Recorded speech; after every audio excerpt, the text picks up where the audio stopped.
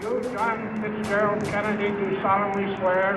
I, John Fitzgerald Kennedy, do solemnly swear. That you will faithfully execute the office of President of the United States. That I will faithfully execute the office of President of the United States. And will, to the best of your ability, and will, to the best of my ability, preserve, protect, and defend the Constitution of the United States. Preserve, protect, and defend the Constitution of the United States. So help you God. So help me God.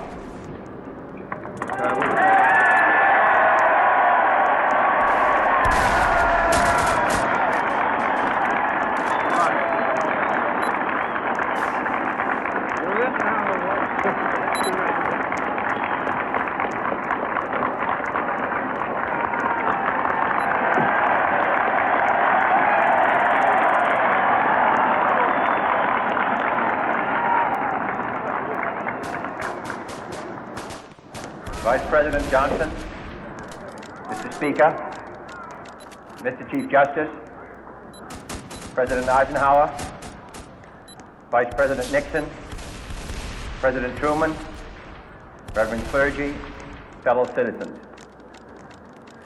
We observe today not a victory of party, but a celebration of freedom, symbolizing an end as well as a beginning, signifying renewal as well as change.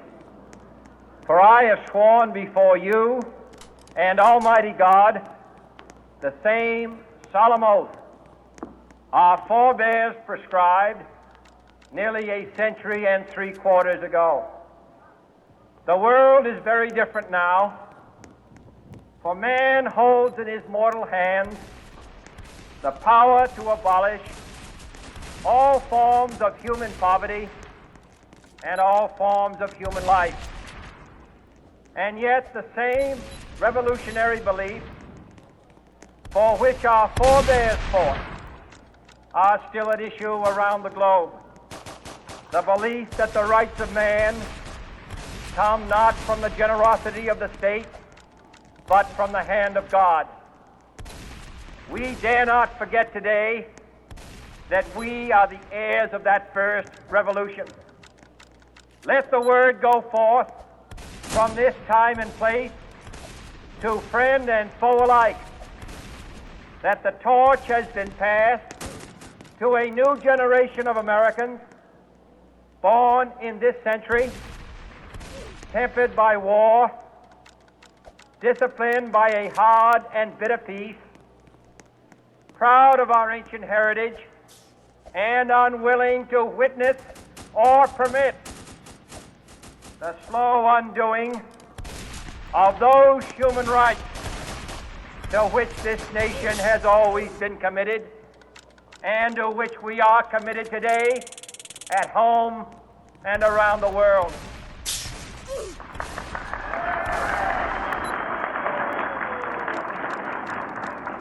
Let every nation know, whether it wishes us well or ill, that we shall pay any price, bear any burden, meet any hardship, support any friend, oppose any foe to assure the survival and the success of liberty.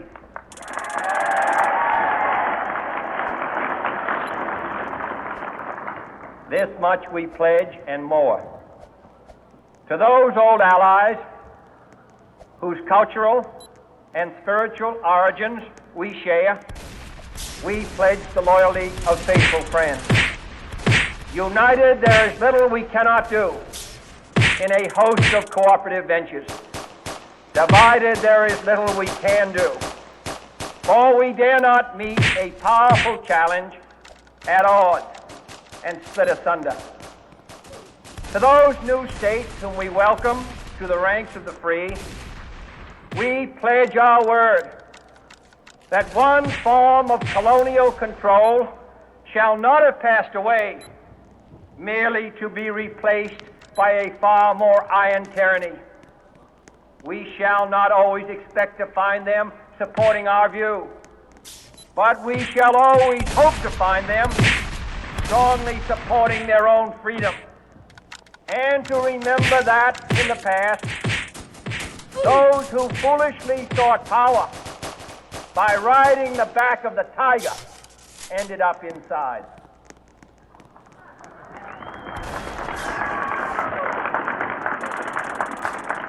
To those people in the huts and villages of half the globe struggling to break the bonds of mass misery, we pledge our best efforts to help them help themselves for whatever period is required, not because the communists may be doing it, not because we seek their votes, but because it is right. If a free society cannot help the many who are poor, it cannot save the few who are rich.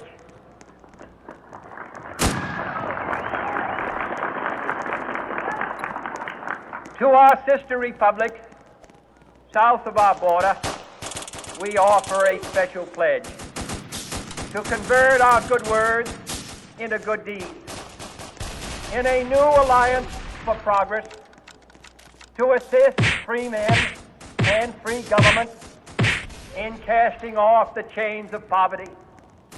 But this peaceful revolution of hope cannot become the prey of hostile powers. Let all our neighbors know that we shall join with them to oppose aggression or subversion anywhere in the Americas.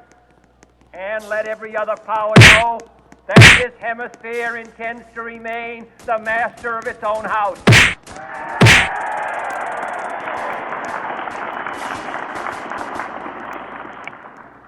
To that World Assembly of Sovereign States, the United Nations, our last best hope, in an age where the instruments of war have far outpaced the instruments of peace, we renew our pledge of support to prevent it from becoming merely a forum for invective, to strengthen its shield of the new and the weak, and to enlarge the area in which its writ may run.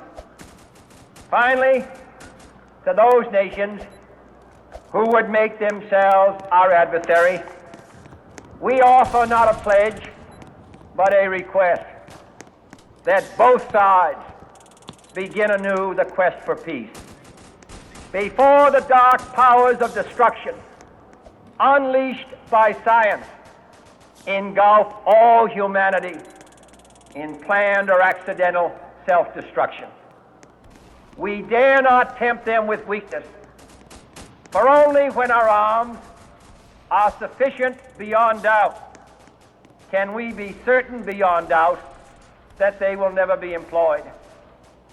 But neither can two great and powerful groups of nations take comfort from our present course, both sides overburdened by the cost of modern weapons, both rightly alarmed by the steady spread of the deadly atom, yet both